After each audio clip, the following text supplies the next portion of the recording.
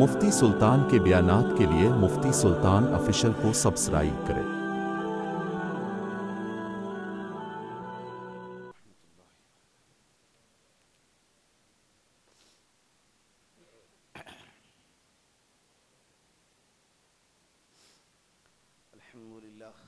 الحمد لله نحمده ونستعينه ونستغفره ونؤمن به ونتوكل عليه ونعوذ بالله من شرور أنفسنا ومن سيئات أعمالنا من يهده الله فلا مضل له ومن يضلله فلا هادي له ونشهد أن لا إله إلا الله وحده لا شريك له ونشهد أن سيدنا وسندنا وحبيبنا ومولانا محمدا عبده ورسوله أما بعد فقد قال الله تبارك وتعالى في القرآن المجيد والفرقان الحميد فأعوذ بالله من الشيطان الرجيم بسم الله الرحمن الرحيم لقد رضي الله عن المؤمنين إذ يبايعونك تحت الشجرة وجاء في الحديث وقال النبي صلى الله عليه وسلم يا عثمان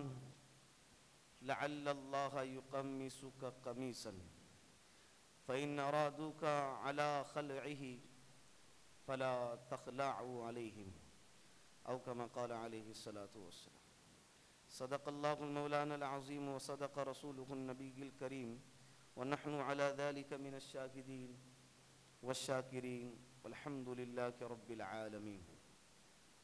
درود پاک پڑھ لے ایک مرتبہ پیار محبت کے ساتھ۔ اللہم صلی علی محمد فی اول کلامنا، اللہم صلی علی محمد فی اوسط کلامنا، اللہم صلی علی محمد فی آخر کلامنا۔ گزشتہ مجلس میں نے حضرت عثمان غنی رضی اللہ عنہ کے سیرت، فضیلت، ان کے خصائل کے متعلق کچھ باتیں آپ حضرات کی خدمت میں پیش کی تھی۔ حضرت عثمان غنی ہوں، حضرت ابو بکر صدیق ہوں، عمر فاروق ہوں، علی کرم اللہ وجہہ ہوں رضی اللہ عنہم، ان کی سیرت ایسی نہیں ہے کہ ہم ان کو ایک یا دو جمعہ کے اندر مکمل کر سکیں،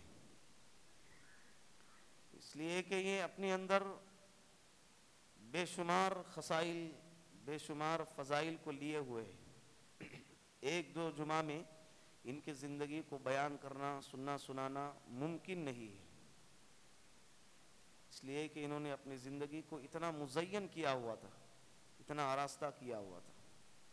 بہرخیر آپ حضرات کے سامنے مختصر یہ عرض کرتا چلوں کہ حضرت عثمان غنی رضی اللہ عنہ خلافت راشدہ کے تیسرے خلیفہ ہیں۔ اللہ کے رسول صلی اللہ علیہ وسلم کا جب انتقال ہو گیا، حضرت ابو بکر صدیق رضی اللہ عنہ خلیفہ بنے۔ حضرت ابو بکر صدیق کے انتقال سے پہلے حضرت ابو بکر صدیق نے اپنے بعد کون خلیفہ بنے گا، حضرت عمر فاروق کا نام زد کر کے اعلان کر کے چلے گئے۔ کوئی اختلاف نہیں، کوئی مشورہ، کوئی رائے نہیں۔ حضرت عمر فاروق کے تعلق سے انتقال سے پہلے کئی لوگوں کے پاس جا کر تنہائی میں فردن فردن لوگوں کے پاس جا کر حضرت عمر فاروق کے بارے میں معلومات کرتے تھے، وہ کیسا ہے، وہ کیسے ہے حضرت عمر فاروق رضی اللہ۔ بالآخر انہوں نے حضرت عمر فاروق رضی اللہ عنہ کے تعلق سے مسلمانوں کے سامنے فیصلہ سنا دیا کہ میرے جانے کے بعد عمر بن خطاب رضی اللہ عنہ خلیفہ بنیں گے۔ حضرت کا انتقال ہو گیا، 2.5 سال تقریباً حضرت ابو بکر صدیق کی خلافت رہی۔ اس کے بعد حضرت عمر فاروق کا دور آیا، بڑے فتوحات کا دور تھا، قیصر و کسریٰ بھی فتح ہو گیا حضرت عمر فاروق کے زمانے میں۔ 22 لاکھ مربع میل تک حضرت کی حکومت پھیلی، اسلام پھیلا، اعلاء کلمت اللہ ہو گیا، اللہ کا کلمہ بلند ہو گیا۔ پھر ایک وقت ایسا بھی آیا 10 سے 10.5 سال تک حضرت نے خلافت کی۔ فیروز نام کا ایک شخص تھا جس کا لقب ابو لولو تھا، یہودی غلام تھا، مغیرہ ابن شعبہ رضی اللہ عنہ کا یہودی غلام تھا، چکی بناتا تھا۔ اس نے فجر کی نماز میں خنجر کو زہر لگا کر آیا تھا مسجد نبوی میں. حضرت عمر فاروق رضی اللہ عنہ پر 5 سے 6 وار ایک وار ناف کے نیچے لگا، جس کی وجہ سے حضرت بے ہوش ہونے کے جب قریب ہو گئے، حضرت عبد الرحمن ابن عوف کو اپنے مصلے پہ کھڑا کیا اور بے ہوش ہو گئے، گر گئے زخم زیادہ ہونے کی وجہ سے. وہ دوڑا، صحابہ اس کو پکڑنے لگے، لیکن جب پکڑ میں آیا تو اس نے اپنے آپ کو مار دیا اور خودکشی کر لیا. ہوش میں آنے کے بعد حضرت عمر فاروق نے فرمایا کہ مجھے کس نے قتل کیا ہے؟ تو بتایا گیا کہ ایک یہودی غلام ہے ابو لولو. تو حضرت نے ایک آہ بھری اور الحمدللہ کہا کہ اللہ کا شکر ہے میں کسی ایسے شخص کے ہاتھ سے شہید نہیں ہو رہا ہوں جو اپنے آپ کو مسلمان کہتا ہے.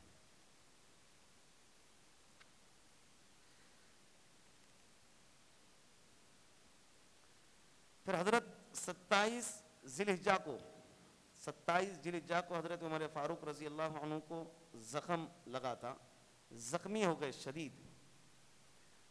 28 ذی الحجہ، 29 ذی الحجہ، پھر اس کے بعد 1 محرم کو حضرت کی شہادت ہو گئی. تو ان 3 دنوں کے اندر حضرت عمر فاروق رضی اللہ عنہ نے 6 صحابہ کرام کا ایک مجمع، ایک کمیٹی بنائی، ایک شورا بنائی، جس میں سے ایک حضرت عبد الرحمن ابن عوف تھے، حضرت سعد بن ابی وقاص رضی اللہ عنہ تھے، حضرت طلحہ رضی اللہ عنہ تھے، حضرت زبیر ابن العوام رضی اللہ عنہ تھے، حضرت عثمان غنی رضی اللہ عنہ اور حضرت علی کرم اللہ وجہہ. یہ 6 لوگوں کی جماعت بنائی. اور اللہ کے حضرت عمر فاروق نے یہ ارشاد فرمایا کہ یہ ایک کمرے میں بیٹھ کر طے کریں گے کہ 6 میں سے کون خلیفہ بنے گا. اس وقت میں حضرت طلحہ مدینے میں موجود نہیں تھے، باہر گئے تھے کسی کام سے. حضرت نے یہ بھی پھر تاکید فرمائی کہ 3 دن تک حضرت طلحہ کا انتظار کریں. جب وہ 3 دن کے بعد آئیں گے، اگر 3 دن کے اندر آتے ہیں تو ان کو اس شورا کا ممبر بنایا جائے، اور اگر 3 دن تک نہیں آتے ہیں تو آپ ہی 5 لوگ آپس میں طے کریں کہ کون خلیفہ بنے گا. حضرت عمر کے جو صاحبزادے ہیں حضرت عبداللہ ابن عمر رضی اللہ عنہ، ان کے متعلق لوگوں نے رائے دی، کہا کہ حضرت آپ اپنے فرزند کو خلیفہ بنا دیجئے. حضرت نے کہا کہ میں اتنا بڑا بوجھ اپنے خاندان کے کسی فرد پر ڈالنا نہیں چاہتا.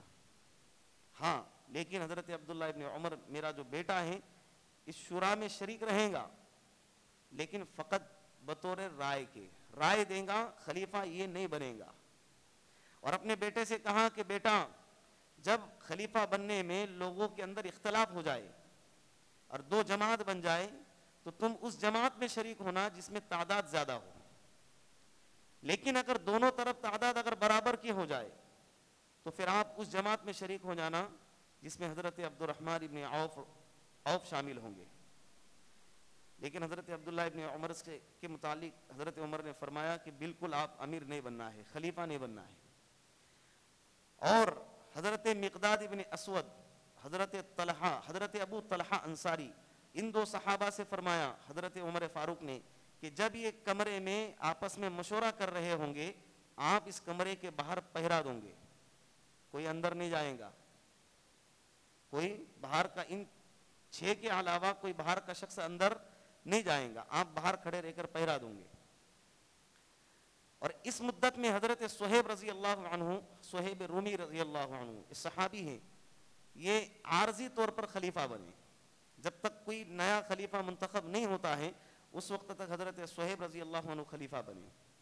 جب مشورہ چلنے لگا حضرت عبد الرحمن ابن عوف نے کھڑے ہو کر یہ 4 جو چھوٹی سی جماعت بنی ہوئی تھی ان کے سامنے کھڑے رہ کر کہا، حضرت سعد بن ابی وقاص، حضرت طلحہ تو تھے نہیں اور وہ 3 دن کے مدت میں آئے بھی نہیں، 4تھے دن آئے ہیں. وہ جب پتہ چلا کہ حضرت عثمان غنی خلیفہ بنے ہیں تو فوراً حضرت کے پاس جا کر ان کے ہاتھ پر بیعت لی ہے. حضرت عثمان غنی ہیں، حضرت زبیر بن العوام ہیں، حضرت سعد بن ابی وقاص ہیں، حضرت علی کرم اللہ وجہہ. ان سے کہا کہ ہم آپس میں یہ طے کریں کون ایسا ہے جو اپنے آپ کو خلافت سے دور رکھنا چاہتا ہے، وہ اپنا خود نام ظاہر کرے. تو کسی کی طرف سے کوئی جواب نہ آیا. حضرت عبد الرحمن ابن عوف خود کھڑے ہو کر کہنے لگے کہ میں اپنے آپ کو خلافت سے دستبردار کرتا ہوں, لہٰذا ابھی آپ مجھے مشورے کا امیر طے کرے کہ میں جو فیصلہ سناؤں گا آپ اس پر مانوں گی, آپ اس پر راضی رہوں گی. سب لوگوں نے کہا کہ ٹھیک ہے, آپ جو کہوں گے ہم اس بات پر راضی ہیں. حضرت علی رضی اللہ عنہ خاموش تھے. حضرت عبد الرحمن ابن عوف نے فرمایا کہ علی آپ بھی کہو, آپ اپنی رائے کا اظہار کرو.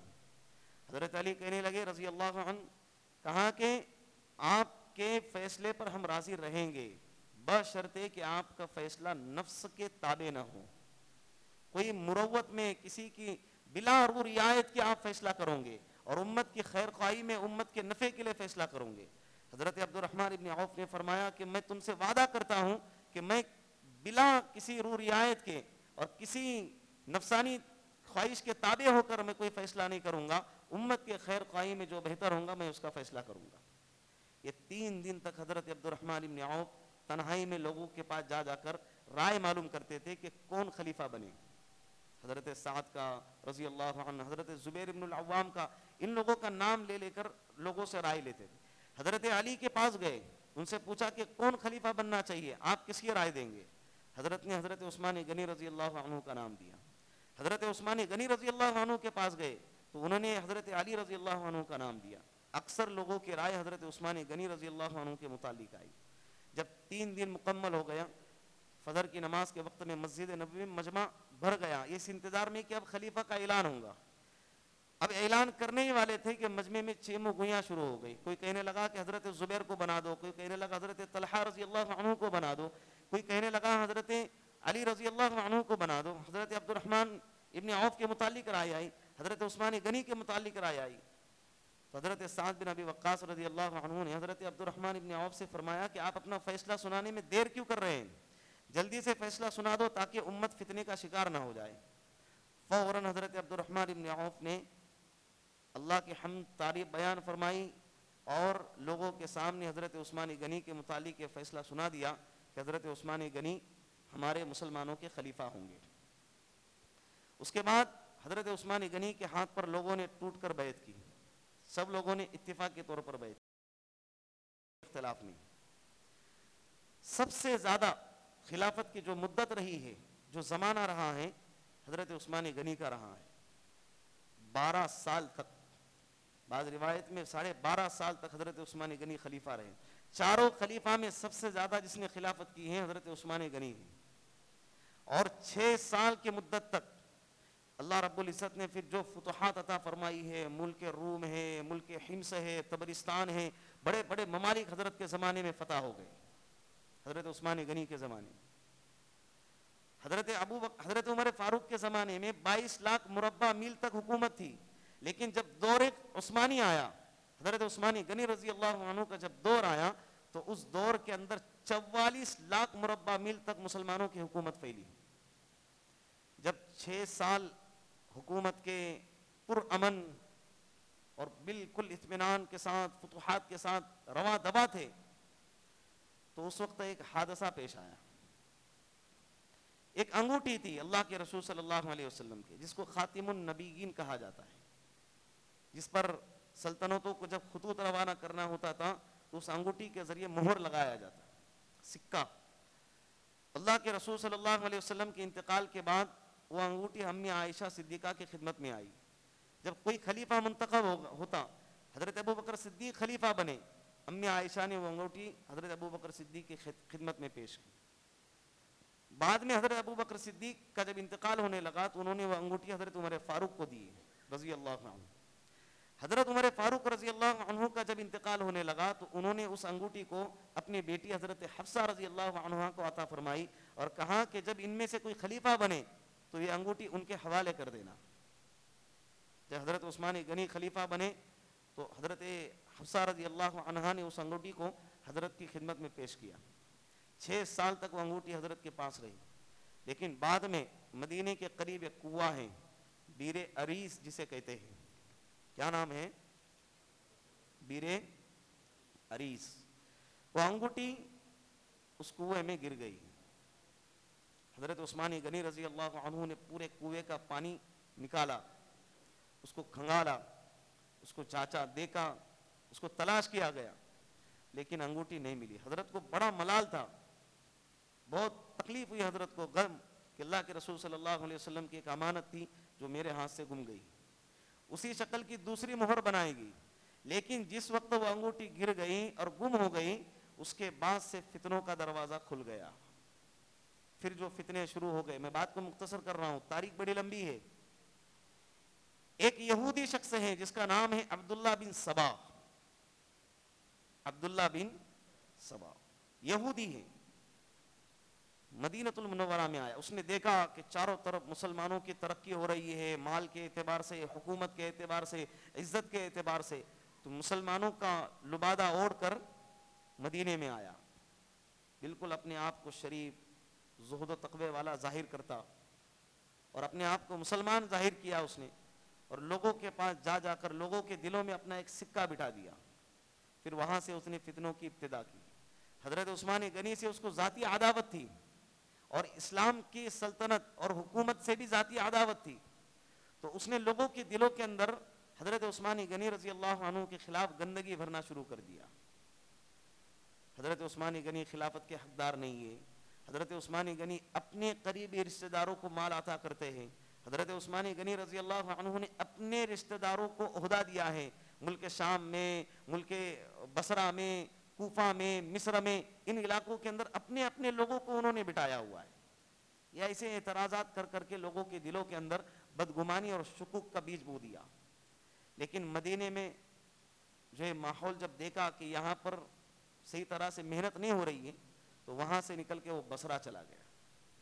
بصرہ میں اپنی ایک ٹیم بنائی، خفیہ ٹیم بنائی، لوگوں کے سامنے بالکل مسلمان ظاہر کرتا، اور مسلمان ظاہر کر کے لوگوں کے مجلسوں میں بیٹھتا اور ان کے دلوں کے اندر حضرت عثمان غنی کے خلاف باتیں بھر دیتا، شکوک اور شبہات. ہاں پھر کچھ لوگ ہوتے ہیں نا، حکومت کے انصاف کے نیچے آ کے دب چکے ہوتے ہیں. مان لو کوئی چور ہے، اس نے چوری کیا، حکومت نے فیصلہ سنا دیا کہ اس کا ہاتھ کاٹا جائے، حالانکہ وہ غلط تھا اور فیصلہ بالکل انصاف کے مطابق تھا، لیکن فیصلہ تو حکومت کے دائرے میں رہتے ہوئے آیا ہے نا.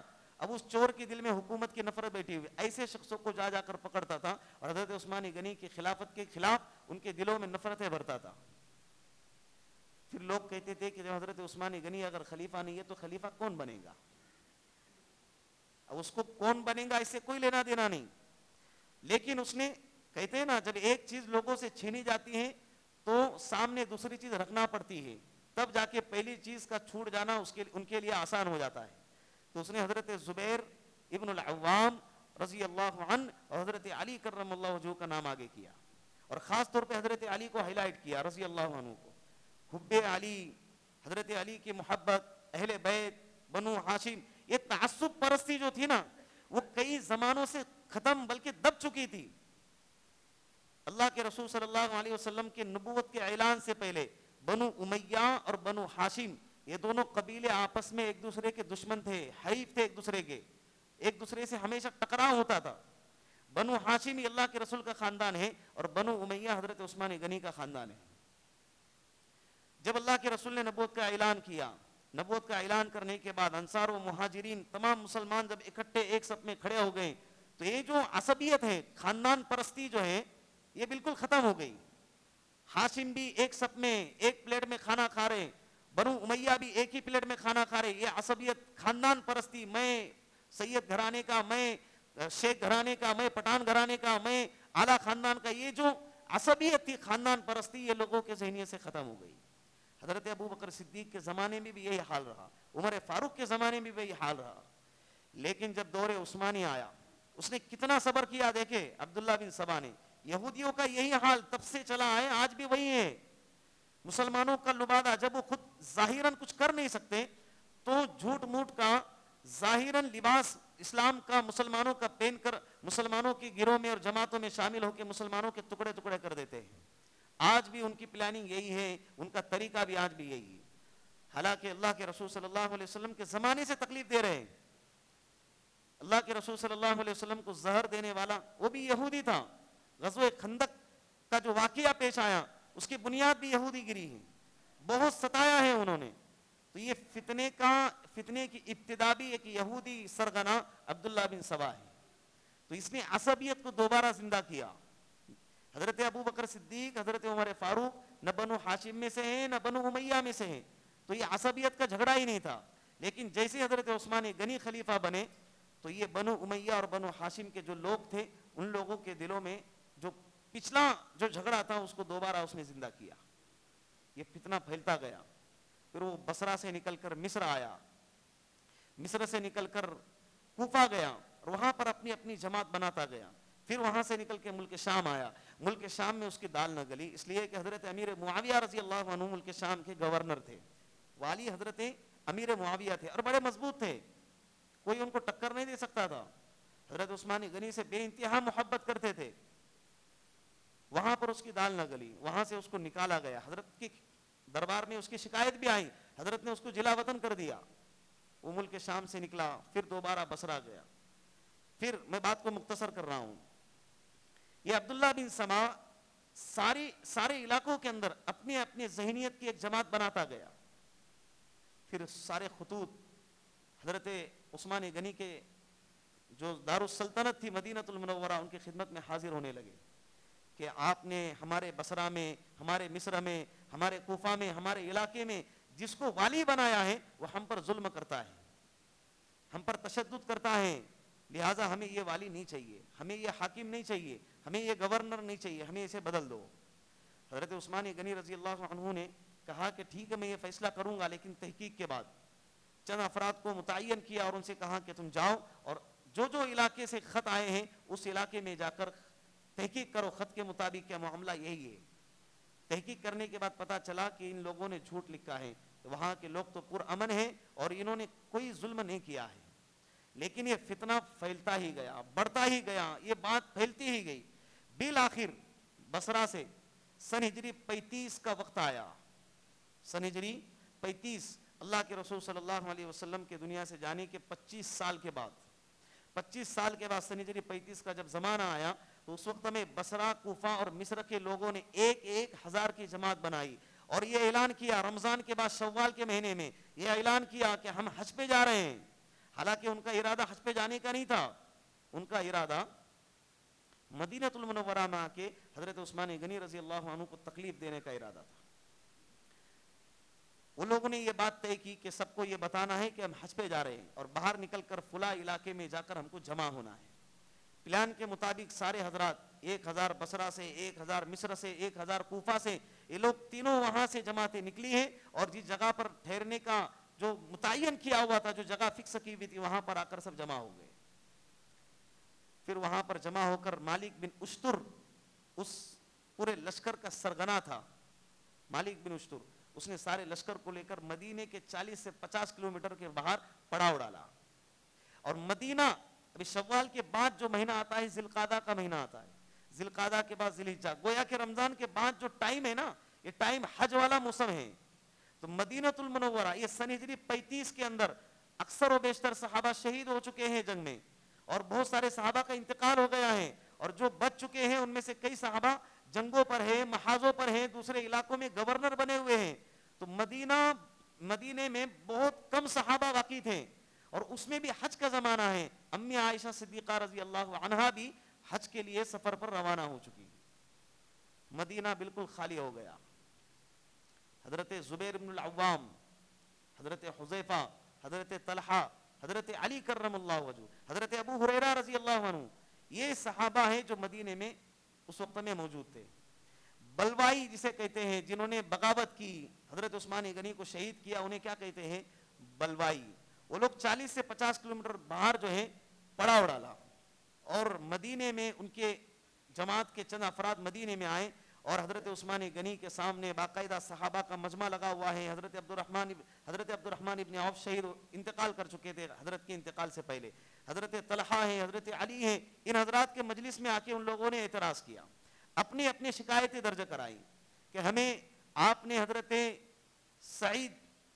سعید رضی اللہ عنہ کو جو آپ نے ہمارا والی بنایا ہوا ہے وہ ظلم کرتا ہے، ہمیں نہیں چاہیے، آپ دوسرا والی بنائیے.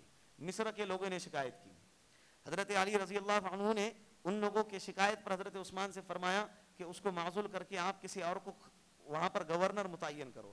حضرت عثمان نے فرمایا ٹھیک ہے, کس کو متعین کرو, آپ نام آگے بھیج دیجئے.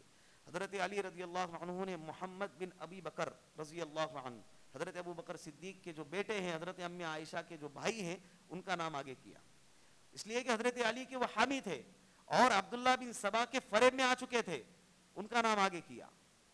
حضرت عثمان غنی رضی اللہ عنہ نے فرمایا کہ ٹھیک ہے, میں اس محمد بن ابی بکر کو مصر کا والی بنا دیتا ہوں. یہ بات باقاعدہ طے ہو گئی. سارے اعتراض کرتے رہے کہ آپ نے اپنے رشتہ داروں کو فلاں فلاں عہدے پر بٹھایا ہے. حضرت نے فرمایا کہ میں نے رشتہ دار ہونے کی وجہ سے نہیں بٹھایا ہے, بلکہ ان میں قابلیت اور صلاحیت تھی, اس لیے ان کو ان کے عہدے پر بٹھایا ہے. پھر کہنے لگے کہ آپ اپنے قریبی رشتہ داروں کو مال و دولت سے نوازتے ہیں, تو انہوں نے کہا کہ اپنے رشتہ داروں کے ساتھ حسن سلوک کا معاملہ کرنا یہ کوئی عیب تو نہیں ہے نا, کوئی برائی تو نہیں ہے نا, حسن سلوک کا معاملہ کر رہا ہوں اور میں اپنی جیب سے دے رہا ہوں, بیت المال سے نہیں دے رہا ہوں. بیت المال سے تو میں نے اپنے ذاتی کاموں کے لیے بھی کبھی استعمال نہ کیا, تو اپنے چیز آئے کہ اپنے رشتہ داروں کے لیے استعمال کروں. پھر حضرت نے پھر ایک شخص نے اعتراض کیا کہ آپ اپنے جانوروں کو بیت المال کے چراگاہوں میں چراتے ہیں. حضرت نے فرمایا کہ جس وقت میں خلیفہ بنا نا, اس وقت میں میرے پاس جتنے جانور ہوتے تھے اتنا مدینے میں کسی کے پاس اتنے جانور نہیں تھے, لیکن آج میرے پاس کوئی جانور نہیں سوائے 2 اونٹنی کے, وہ حج کے سفر کے لیے میں نے اپنے آپ کے پاس رکھے ہیں, ورنہ میرے پاس کوئی جانور نہیں, سب کے سب بیت المال میں جمع کرا دیے. اور بیت المال کے جانور بیت المال کے چراگاہوں میں چرتے ہیں, اس میں میرا کیا قصور ہے؟ یہ تو حضرت ابو بکر صدیق کے زمانے میں بھی ہوتا تھا, حضرت عمر فاروق کے زمانے میں بھی ہوتا تھا. پھر ایک نے اعتراض کیا کہ حضرت آپ نے مینا کے اندر جب حج پہ گئے تھے تو وہاں پر 2 رکعت نماز قصر پڑھنے کے بجائے 4 رکعت نماز پڑھی ہیں, کیا آپ شریعت میں تبدیلی کرنا چاہتے ہیں؟ حضرت نے فرمایا اصل میں مکہ المکرمہ میں میرے رشتہ دار رہتے ہیں, میرا ایک وطن مدینے میں بھی ہے اور میرا ایک وطن مکہ میں بھی ہے, تو اس وجہ سے میں وہاں کا مقیم انسان ٹھہرا, جس کی بنا پر میں نے مینا کے اندر 4 رکعت نماز پڑھی. سارے سوالوں اور اعتراضوں کے جوابات بالکل اطمینان بخش حضرت دیتے رہے. جب سارے اعتراض ختم ہو گئے تو پھر وہ آخر میں وہ کہا کہ مصر کے والی کو بدلو, محمد بن ابی بکر کو ان کے جگہ پر بٹھایا جائے. حضرت نے وہ بھی ان کی مان لی. اب وہ لوگ چلے گئے. جانے کے بعد ابھی اس کے اندر ایک اور بات میں آپ کو بتاتا ہوں. یہ جو باغی لوگ آئے تھے نا, ان کی جب ساری باتیں مانی گئی, اب وہ جانے لگے, تو اس بیچ ایک واقعہ پیش آیا جو حضرت عثمان غنی رضی اللہ عنہ کے شہادت کا سبب بنا. واقعہ یہ پیش آیا, حضرت عثمان غنی رضی اللہ عنہ کا ایک منشی تھا, لکھنے والا, خطوط روانہ کرنے والا, اس کا نام تھا مروان بن حکم. یہ حضرت عثمان غنی رضی اللہ عنہ کا چچازاد بھائی تھا. حضرت ابو بکر صدیق کی خلافت سے پہلے اللہ کے رسول صلی اللہ علیہ وسلم نے مروان بن حکم کے باپ حکم کو وطن کر دیے تھے. حضرت ابو بکر صدیق کے زمانے میں بھی باپ بیٹے دونوں باہر تھے, حضرت عمر فاروق کے زمانے میں بھی دونوں باپ بیٹے باہر تھے, لیکن جب حضرت عثمان غنی رضی اللہ عنہ کا دور آیا تو یہ ان کے رشتہ دار ہونے کی وجہ سے, حسن سلوک کا معاملہ کرنے کی وجہ سے حضرت عثمان غنی نے ان کو مدینے میں بلا لیا اور باقاعدہ ان کو ایک عہدہ بھی دے دیا. لیکن اس نے اپنی خباثت سے باز نہیں آیا, کئی خطوط وہ روانہ کرتا رہا حضرت کے خلاف اور مہر لگاتا تھا حضرت عثمان غنی رضی اللہ عنہ. اس نے ایک خط جاری کیا. خط یہ جاری کیا کہ ایک غلام کو بلایا اور خط حضرت عثمان غنی کے نام سے اس پر مہر لگا کے اس غلام کے حوالے کر دیا اور خط کو روانہ کیا مصر کی طرف. اور اس خط میں یہ لکھا ہوا تھا کہ محمد بن ابی بکر اور ان کے ساتھ کے جو جماعت والے ہیں وہ سب جب تمہارے پاس آئیں گے تو سب کو قتل کر دینا, یہ میرا حکم ہے خلیفۃ المسلمین حضرت عثمان غنی رضی اللہ عنہ. آگے نیچے مہر لگی ہوئی. حالانکہ حضرت عثمان غنی کو کچھ خبر بھی نہیں ہے. انہوں نے کہہ دیا کہ محمد بن ابی بکر والی بنیں گے, لیکن اس خط میں لکھا ہوا تھا کہ جب محمد بن ابی بکر مصر میں پہنچیں گے تو ان سب کو قتل کر دینا. تو یہ جماعت جا رہی ہے دوبارہ اپنے اپنے علاقوں میں, تو ایک غلام کو گھوڑے سے سرپٹ دوڑتا ہوا جب دیکھا ہے تو ان لوگوں کو شک ہوا اور اس کو بلایا, اور اس کو بلا کر جب اس کی چیکنگ کی گئی تو وہ ایک خط ان کے سامنے برآمد ہو گیا.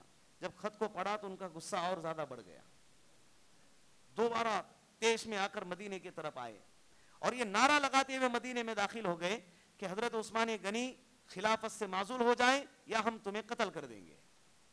خلافت سے معزول ہو جائے یا ہم تمہیں کیا کر دیں گے, قتل. حضرت عثمان غنی رضی اللہ عنہ کے خلاف نعرے بازی پورے مدینے کے اندر گلیوں میں پھیلنے لگی. حضرت علی رضی اللہ عنہ حیران ہو گئے, یہ کیا ہو گیا؟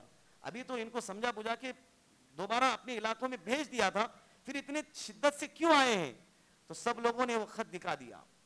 حضرت عثمان غنی کے سامنے جب یہ بات آئی تو حضرت نے حلفیہ بات کہی, قسم اٹھا کر کہا کہ واللہ مجھے اس کے بارے میں کوئی علم نہیں ہے, میں کیوں بھیجوں گا؟ حضرت علی نے بھی فرمایا کہ شاید یہ تمہاری سازش ہو. ان جماعت باغیوں سے کہا یہ تمہاری سازش ہو سکتی ہے, ورنہ حضرت عثمان غنی ایسا کام کبھی بھی نہیں کر سکتے.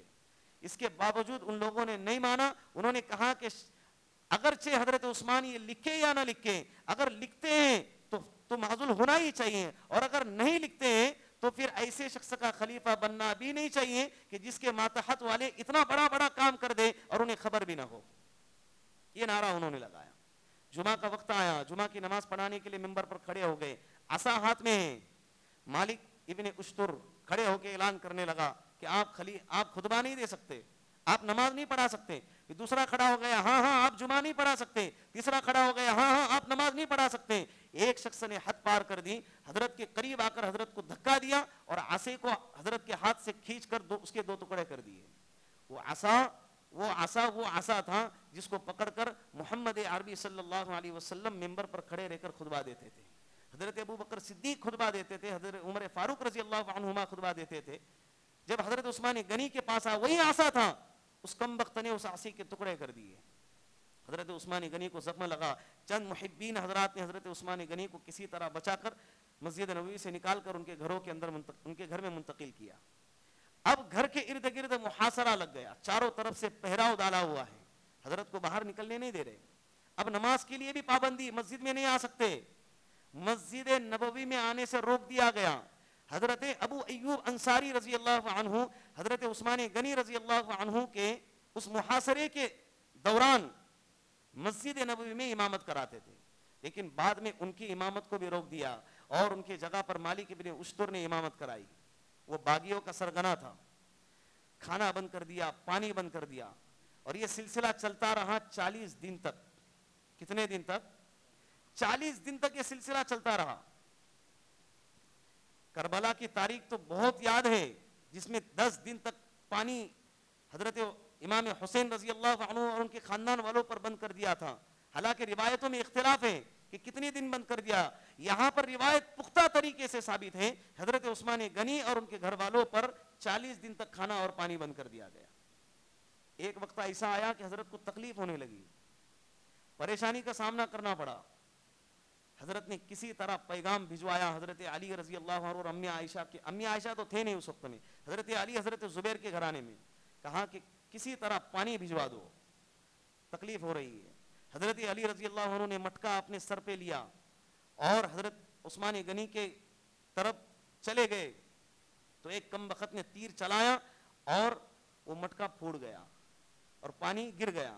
حضرت علی رضی اللہ عنہ نے اپنا عصا نکالا اور کسی طرح حضرت عثمان غنی کے مکان کے اندر پھینک دیا. یہ پتہ تو چلے حضرت عثمان کو کہ حضرت میں ہم آپ کے ساتھ ہیں, لیکن ہم مجبور ہیں, آپ کے قریب نہیں آ سکتے. حضرت علی رضی اللہ عنہ نے امام حسین کو, امام حسن کو, حضرت طلحہ نے اپنے بیٹے کو, بہت سارے صحابہ کرام نے اپنے اولادوں کو حضرت عثمان غنی کے گھر کے باہر پہرا دینے کے لیے کھڑا کیا, تاکہ یہ کم بخت لوگ اندر جا کر حضرت کو تکلیف نہ پہنچائے. پانی بھی نہیں آیا. جب پیاس کی شدت بہت زیادہ ہو گئی تو حضرت اپنے مکان کے چھت پہ چڑھے, لوگوں کو جمع کیا. اے لوگوں, جتنے باغی بلوائی ہیں سب آ جاؤ, جتنے مدینے والے ہیں سب آ جائیں. سب کو اکٹھا جمع کیا اور اکٹھا جمع کر کے حضرت عثمان غنی نے ایک تاریخی خطبہ دیا اور کہنے لگے, یا معشر المدینہ, اے مدینے والو, تمہیں یاد بھی ہے جب ہم سب مدینے میں آئے تھے تو مدینے میں صحابہ کو پینے کے لیے پانی نہیں تھا, تو اللہ کے رسول صلی اللہ علیہ وسلم نے فرمایا, کون ہے جو مسلمانوں کے لیے یہودی شخص سے کنواں خرید کر مسلمانوں کے لیے وقف کریں گا؟ آپ کو یاد ہے نا کہ میں ہی ہوں جس نے مسلمانوں کے لیے یہودی سے 35,000 درہم میں وہ کنواں خرید کر وقف کر دیا تھا, آج تم مجھ پہ پانی بند کرتے ہو. پھر حضرت نے کہا کہ جب اللہ کے رسول صلی اللہ علیہ وسلم کے لیے مسجد نبوی کی خریدنے کی, جب زمین کے خریدنے کی بات آئی اور حضرت ابو بکر صدیق کے زمانے میں، عمر فاروق کے زمانے میں مسجد کو لمبا کرنے کی، وسیع کرنے کی جب باری آئی تو میں نے ہی اپنے ذاتی مال کو خرچ کر کے مسجد کو وسیع کیا. آپ مجھ پر اس مسجد میں نماز پڑھنے پر پابندی لگاتے ہو. اپنے احسانات گنوائے تاکہ یہ عذاب سے بچ جائیں، یہ نقصان سے بچ جائیں. پھر کہنے لگے اے یا معشر المدینہ، کہ آپ لوگوں کو یاد نہیں صلح حدیبیہ کے موقع پر اللہ کے رسول صلی اللہ علیہ وسلم نے مجھے مکہ المکرمہ میں قاصد بنا کر بھیجا تھا، تو میری شہید ہونے کی افواہ اللہ کے رسول تک پہنچی تھی. تو اللہ کے رسول نے 1400 صحابہ کو جمع کیا ایک درخت کے نیچے اور فرمایا اے لوگوں، یہ میرا ہاتھ ہے اور یہ عثمان کا ہاتھ ہے. میں عثمان کے ہاتھ پر بیعت کرتا ہوں جینے اور مرنے پر. میں عثمان کا جب تک انتقام نہ لوں میں یہاں سے لوٹ کر مدینہ نہ جاؤں گا. اللہ کے رسول صلی اللہ علیہ وسلم نے اپنے ہاتھ کو میرا ہاتھ قرار دیا. کیا آپ مجھ پر پانی بند کرتے ہو؟ یہ سارے احسانات گنواتے رہے. پھر حضرت عثمان غنی نے فرمایا کسی مسلمان کو قتل کرنے کی 3 ہی صورتیں ہوتی ہیں. ایک، اگر وہ شادی شدہ ہے اور زنا کرے تو اس کو قتل کر دیا جاتا ہے. میں نے اسلام تو چھوڑو، اسلام سے پہلے بھی پوری زندگی کبھی زنا نہ کیا. دوسرا، اگر کوئی شخص کسی کو ناحق قتل کر دے تو اس کے ناحق قتل کرنے کے نتیجے میں اس شخص کو قصاص کے طور پر اس کو قتل کر دیا جاتا ہے. آج تک میں نے کبھی کسی کو قتل نہیں کیا.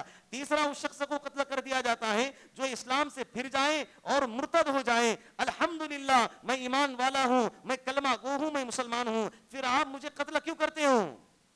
یہ الفاظ سن کے بلوائیوں کے دلوں کے اندر کچھ تو اثر ہوا، لیکن اس کے باوجود فوراً مالک ابن اشتر کھڑا ہو گیا اور کہنے لگا ان کے فریب میں نہ آنا، ان کے دھوکے میں نہ آنا.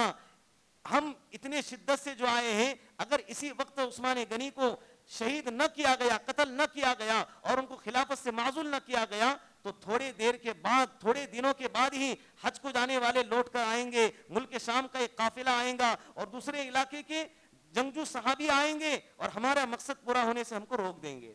جو کرنا ہے جلدی سے کرے. پھر 40 دن کا روزہ، 40 دن کا روزہ. اللہ کے رسول صلی اللہ علیہ وسلم بھی صوم وصال رکھتے تھے نا، 3 دن تک کوئی کھانا نہیں، کوئی پینا نہیں. اللہ اپنے طرف سے انہیں کھلاتے تھے. جمعہ کا دن آیا. میں نے گزشتہ جمعہ کو 28 ذی الحجہ کہا تھا. 28 ذی الحجہ نہیں، 18 ذی الحجہ کو حضرت کی شہادت ہوئی ہے. 18 ذی الحجہ کے جمعہ کا دن تھا. اس کی رات میں شب جمعہ کو حضرت سوئے ہیں. رات میں خواب دیکھا. خواب میں دیکھا کہ اللہ کے رسول صلی اللہ علیہ وسلم ہیں، حضرت ابو بکر صدیق ہیں، حضرت عمر فاروق ہیں، دسترخوان سجایا ہوا ہے. اللہ کے رسول فرما رہے کہ عثمان 40 دن کا تم نے روزہ رکھا ہے، ہم تمہاری افطاری کا انتظار کر رہے ہیں، آج ہم انشاءاللہ ساتھ میں افطاری کریں گے. حضرت عثمان غنی بیدار ہو گئے. اپنے بیوی حضرت نائلہ، ان کے شریک سفر جو بیوی تھی ان کی زندگی میں، ان سے کہا کہ مجھے ایسا لگتا ہے کہ آج میرے زندگی کا آخری وقت ہے، آج میرے شہید ہونے کا دن ہے. اور ان سے کہا کہ شلوار لاؤ. شلوار کو منگایا. کہنے لگے کہ شلوار میں اس لیے پہن رہا ہوں تاکہ یہ کمبخت لوگ جب مجھے شہید کریں گے تو میرا سطر نہ کھلے. شلوار کو پہنا، پھر اوپر سے کرتے کو پہنا اور قرآن کریم کو کھول کر تلاوت شروع کی. باہر مجمع لگایا ہوا ہے. ہمسایہ پڑوسیوں کے مکان سے کود کر حضرت عثمان غنی کے مکان میں داخل ہو گئے. 6 افراد داخل ہو گئے. اس میں سب سے پہلے محمد بن ابی بکر ہیں. وہ جب آئے ہیں حضرت عثمان غنی کے سب سے قریب میں، سب سے پہلے وہی نزدیک پہنچے اور حضرت عثمان غنی کے داڑھی کو پکڑا اور کہنے لگے اے ناصل، اے بڑی داڑھی، لمبی داڑھی والے، تجھے شرم نہ آئی؟ اس کے باوجود، اتنا سب ہونے کے باوجود تو خلافت سے اپنے آپ کو دستبردار نہیں کر رہا ہے. حضرت عثمان غنی نے فرمایا لعل اللہ یقمصک قمیصا، اللہ کے رسول صلی اللہ علیہ وسلم نے مجھ سے کہا ہے کہ اے عثمان، اللہ تجھے خلافت کے قمیصوں میں سے ایک قمیص پہنائیں گا. فإن ارادوک، تو وہ لوگ چاہیں گے کہ تیرے قمیص کو اتارے، فلا تخلعوا علیہم، لیکن تو اس قمیص کو کبھی اتارنا نہیں. حضرت عثمان غنی نے فرمایا اس لیے میں اس خلافت کو چھوڑ نہیں سکتا.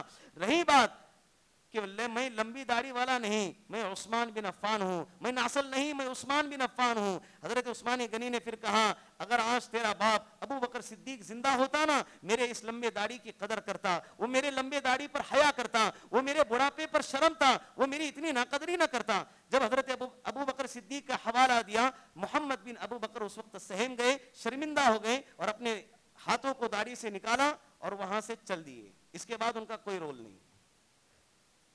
پھر 5 لوگ اندر داخل ہو گئے، عبد الرحمن بن عدیس، کنانہ بن بشیر، سودان بن حمران، عمیر بن حمق، یہ 5 افراد ہیں جو گھر میں داخل ہو گئے۔ سب سے پہلے کنانہ بن بشر نے لوہے کے گرز سے حضرت عثمان غنی کے سر پہ وار کیا، جس کی وجہ سے حضرت نیچے گر گئے۔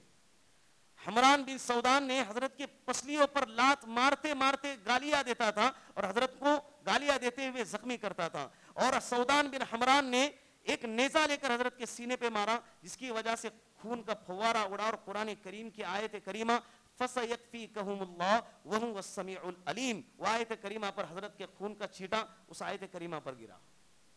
استنبول میں آپ جائیں گے، آج بھی وہ قرآن استنبول کے میوزیم میں رکھا ہوا ہے اور اسی طرح کھلا ہے، اور اس آیت کریمہ پر حضرت عثمان غنی کے خون کے نشان آج بھی موجود ہے۔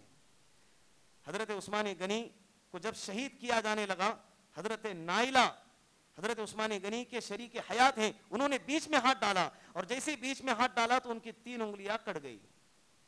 اس وقت میں حضرت عثمان غنی نے بد دعا فرمائی، کبھی بد دعا نہیں فرماتے تھے لیکن بد دعا فرمائی کہ اے اللہ، جن لوگوں نے میری عزت پر ہاتھ ڈالا ہے ان کو ہاتھ اور پیر دونوں سے معزول فرما، ان کی زبان لمبی فرما، اور وہ موت کو ترسے لیکن ان کو موت نہ آ جائے۔ اللہ نے ان کی بد دعا قبول بھی فرمائی۔ لوگوں نے دیکھا مسجد کے باہر وہ سسکیاں لیتے تھے لیکن موت نہ آتی تھی، دونوں ہاتھ اور دونوں پیر سے معذور ہو گئے۔ اس وقت میں جمعہ کے دن 18 ذی الحجہ کو حضرت عثمان غنی روزے کی حالت میں شہید ہو گئے۔ کل قیامت کے دن سارے شہید اکٹھے ہوں گے، کسی کی شہادت کی گواہی تلوار کی دھار دیں گی، کسی کی شہادت کی گواہی نیزے کا نوک دے گا، کسی کی شہادت کی گواہی میدان جنگ دے گا، کسی کی شہادت کی گواہی کوئی مجاہد کوئی سپاہی دے گا، کوئی مسلح کوئی جگہ دیں گی، لیکن قربان جائے عثمان کی شہادت پر کہ اس کے شہادت کی گواہی کل قیامت کی دن اللہ کا کلام دے گا۔ جب یہ شہادت کی خبر آگ کی طرح پورے مدینے میں جب پھیلی ہے، ان کمبختوں نے حضرت کی جنازے کی نماز بھی پڑھانے نہیں دی۔ حضرت علی رضی اللہ عنہ کے پاس گئے، 2 دن تک اپنے گھر میں لاش حضرت عثمان غنی کی رکھی ہوئی ہے، کوئی قریب جانے کو تیار نہیں ہے۔ 2 دن تک حضرت علی رضی اللہ عنہ نے بڑی شدت کے ساتھ پھر چند لوگوں کو لے کر گئے۔ حضرت جبیر ابن مطعم رضی اللہ عنہ، یہ صحابی ہیں، انہوں نے حضرت عثمان غنی رضی اللہ عنہ کی جنازے کی نماز پڑھائی۔ 18 صحابہ مغرب اور عشاء کے بیچ میں حضرت عثمان غنی کو دفنانے کے لیے جنت البقیع لے جانے لگے۔ مغرب اور عشاء کے بیچ میں 18 لوگ ہیں۔ حضرت نائلہ نے لالٹین جو رہتا نا چراغ، اس کو آگے آگے لے کر چل رہی ہیں۔ جنازے کی نماز بھی لوگوں کو پڑھنے نہیں دیے، یہ 18 لوگوں نے جنازے کی نماز پڑھی ہے، اور جنت البقیع میں دفنانے بھی نہیں دے رہے تھے، جنت البقیع کے باہر ان کو دفنایا گیا۔ لیکن اللہ رب العزت کا نظام بھی کتنا زبردست ہے، جس وقت ان کو دفنایا گیا جنت البقیع سے باہر، آج قدرت کا نظام دیکھیں کہ جنت البقیع کے بالکل دل کے اندر بالکل بیچ میں حضرت عثمان غنی کی قبر آ چکی ہے۔ اللہ رب العزت ان کے شہادت کو قبول فرمائے، اور ان کے صدقے میں اللہ رب العزت ہماری بھی مغفرت فرمائے۔ ان کی جو شہادتیں ہیں نا، یہ ہمارے اپنے آپ کے مسلمان ہونے کی سب سے بڑی دلیل ہے۔ ان کی شہادتیں رائگاں نہ جائیں، اسی لیے ہمیں چاہیے کہ اسلام پر پوری زندگی باقی رہے۔ اللہ رب العزت ان باتوں پر ہم سب کو عمل کرنے کی توفیق عطا فرمائے۔ وآخر دعوانا ان الحمد للہ رب العالمین۔ جن حضرات نے سنتیں نہیں پڑھی وہ سنتیں پڑھ لیں۔